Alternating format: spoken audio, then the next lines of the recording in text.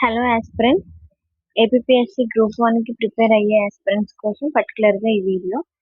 ఎలా ప్రిపేర్ అవ్వాలో కన్‌ఫ్యూజ్ అయ్యి, ఎక్కడ స్టార్ట్ చేయాలి, ఏ బుక్స్ చదవాలి, అర్థం కాలేని ఆస్పిరెంట్స్ కోసం ఈ వీడియో. ముందుగా ఎవరైతే బిగినర్స్ ఉన్నారో వాళ్ళు నేను క్రాక్ చేయగలనా లేదా, నోటిఫికేషన్ ఎప్పుడొస్తుంది, ఏంటి అనే డౌట్స్ ఏం పెట్టుకోకుండా ప్రిపరేషన్ అయితే స్టార్ట్ చేయండి. ఫస్ట్ ఆఫ్ ఆల్ నోటిఫికేషన్ వస్తుందా రాదా అనేది తర్వాత విషయం. వచ్చే టైంకి మనం అయితే రెడీగా ఉండాలి కదా, దానికోసమైనా ప్రిపరేషన్ స్టార్ట్ చేయాలి. కాబట్టి ప్రిపరేషన్ ఇప్పటి నుంచి స్టార్ట్ చేయండి. ఎలా చదవాలి ఏంటి అంటే, ముందు మీరు సిలబస్ తీసుకోండి. సిలబస్ మొత్తం ఒకసారి తెలుసుకోండి. ఏ సబ్జెక్ట్కి ఎన్ని టాపిక్స్ వస్తాయి, ఏ సబ్జెక్ట్ వెయిటేజ్ ఎంత, ఇదంతా పర్టికులర్గా చూడండి. మీకు తెలియకపోతే మన ఛానల్లో ఆల్రెడీ వీడియో చేశాను, అదొకసారి వెళ్ళి చూడండి. అలాగే సిలబస్ చూసిన తర్వాత ఏ సబ్జెక్ట్ కి ఏ బుక్ అనేది స్టాండర్డ్ బుక్స్ తీసుకోండి. ఎవరో చెప్పారు, వాళ్ళు ఆ బుక్ చెప్పారు, వీళ్ళు ఈ బుక్ చెప్పారు, ఇదంతా కాకుండా పర్టికులర్ గా ఒక సబ్జెక్ట్ కి ఒక బుక్ తీసుకొని దాని మీదే బేస్ అయ్యి చదవండి. బుక్స్ లిస్ట్ కావాలంటే కమెంట్స్ లో అడగండి, నేను ఇంకొక వీడియో చేసి పెడతాను బెస్ట్ బుక్స్ ఏవైతే ఉన్నాయో అవి. నేను ఇక్కడ ప్రిపరేషన్ ప్లాన్ లో భాగంగా డైలీ స్టడీ ప్లాన్ అనేది వేసాను గ్రూప్ 1 ఆస్పిరెంట్స్ కి. ఇది వర్కింగ్ ఉమెన్స్ కానీ వర్కింగ్ ఎంప్లాయీస్ కానీ సెట్ అవ్వకపోవచ్చు, ఒకసారి చూడండి. నేనైతే స్టూడెంట్స్ ని మైండ్ లో పెట్టుకొని వేసాను ఇది. లేదు అక్క నేను ఇంట్లో ఉంటాను, ఇలా నాకు అవ్వదు, నేను వర్కింగ్ ఉమెన్ వర్కింగ్ ఎంప్లాయీని అంటే మీకోసం నేను వేరే ప్లాన్ రెడీ చేస్తాను. కావాలి అంటే కామెంట్స్ లో అడగండి. ఒకసారి చూడండి టైం టేబుల్. మార్నింగ్ 5కి లేస్తారు, ఒక హాఫ్ అన్ అవర్ మీ పనులు ఏమైనా ఉంటే చూసుకొని 5:30 to 7:30 స్టాండర్డ్ టైం పెట్టుకోండి. ఆ స్టాండర్డ్ టైంలో స్టాండర్డ్ సబ్జెక్ట్ చదవండి. హిస్టరీ కానీ పాలిటీ కానీ, లేదంటే జాగ్రఫీ కానీ ఎకానమీ కానీ, ఈ నాలుగిట్లో ఏదో ఒక సబ్జెక్ట్ తీసుకోండి. తర్వాత మిడ్ మార్నింగ్ అంటే 10 to 11 అన్నమాట.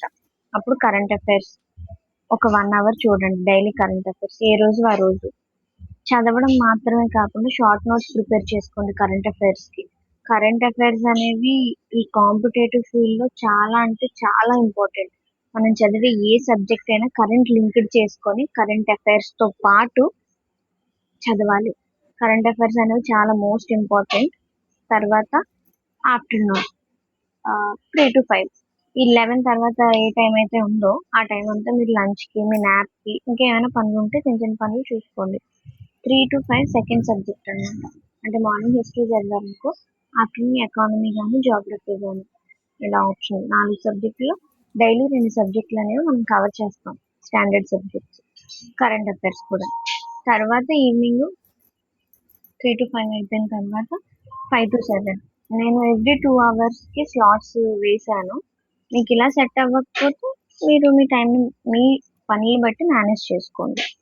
5 to 7 ఏవైతే ఉందో అది ఎంసీక్యూస్ చేయడానికి లేదా ప్రీవియస్ పేపర్స్ చేయడానికి పెట్టుకోండి. ఎంసీక్యూస్ ప్రిపేర్ అవ్వడం చాలా ఇంపార్టెంట్. డైలీ చేయాలా అంటే డైలీ చేయాలి. మనం ఒక ఎంత చదువుతున్నాం అనే దానికన్నా ఎంత ప్రాక్టీస్ చేస్తున్నాం అనేది చాలా ఇంపార్టెంట్. ఇంకో విషయం చెప్పిన, ప్రాక్టీస్ చేస్తే చదివింది ఒక్క ఒకటికి 10 సార్లు చదివినంత గుర్తుంటుంది ప్రాక్టీస్ చేయడం వల్ల. అలాగే 7 to 8 బ్రేక్ తీసుకోండి, అంటే రిఫ్రెష్ అవ్వడానికి మైండ్. ఫోన్ చూడడం, టీవీ చూడడం, లేదంటే ఫ్రెండ్స్తో మాట్లాడడం, ఫ్యామిలీతో మాట్లాడడం, అలా వాకింగ్కి వెళ్ళడం, ఇలాంటి పనులు చేసుకోండి. మళ్ళీ 8 to 10 కూర్చోండి ఒక 2 అవర్స్. లేదంటే 7 to 8లో మీరు డిన్నర్ కూడా కంప్లీట్ చేసేసుకోవచ్చు. 8 to 10 కూర్చొని రివిజన్ చేయండి. ఆ రోజు మొత్తంలో మనం ఏం చదివా, ఏం నోట్స్ రాసాం అదంతా ఒకసారి చూసుకొని రివిజన్ చేయండి.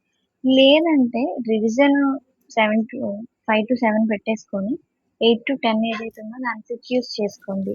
లేదా టెస్టులు రాయండి. డైలీ టెస్టులు రాయడం, మాక్ టెస్టులు చేయడం చాలా అంటే చాలా ఉపయోగపడుతుంది మనకి. అలాగే 10 to 5 స్లీప్. మీరు ఎంత ప్రిపేర్ అయినా, ఎంత చదివినా, మీ హెల్త్ స్లీప్ మెయింటైన్ చేయడం వల్లే మనం చదివింది గుర్తుండడం కానీ, మనం చదివిన దానికి న్యాయం చేయగలుగుతాం. కాబట్టి స్లీప్ మెయింటైన్ చేసి మిగతా టైంని పెట్టుకోండి స్టడీ కోసం. మీకు కన్ఫ్యూజ్ అవ్వకుండా ఉండడం కోసం నేను మళ్ళీ ఈ క్లిప్ని యాడ్ చేశాను, ఈ ఫోటోని. ఒకసారి స్టడీ ప్లాన్ మొత్తం చూడండి. మీకు ఏమైనా డౌట్స్ ఉంటే కమెంట్ చేయండి. ఇలాంటి కంటెంట్ ఏదైనా మీకు కావాలి అంటే ఛానల్ని సబ్స్క్రైబ్ చేసుకొని కమెంట్స్లో అడగండి. మీరు ఏదైనా అడిగితేనే నాకు తెలుస్తుంది మీకు ఏది నీడ్ ఉందనేది. దాన్ని బట్టి నేను వీడియో చేయడానికి నాకు యూజ్ అవుతుంది.